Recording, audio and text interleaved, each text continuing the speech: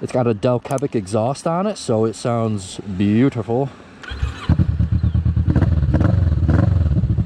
Nice. 2013 Softail Slim. Let's see, how do I get this thing to start? Oh. Yeah.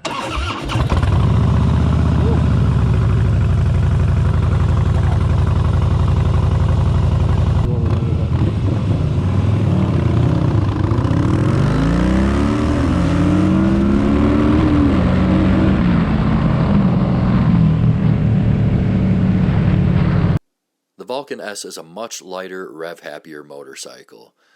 Its clutch is very light, making it easy to shift quickly.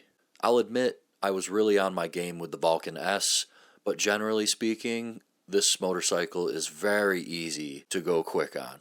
Rolling overhead.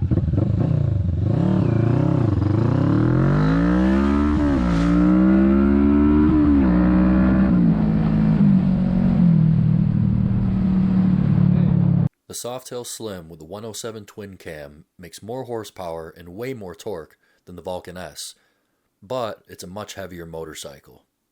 The clutch pull is also much heavier, making it more difficult to shift quickly.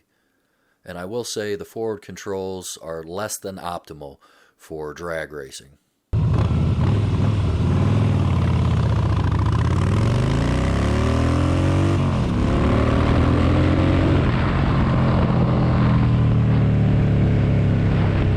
The Softail Slim does have a higher top speed, and if I had gotten a better launch, I bet you the 0 to 60 would have been just about dead even.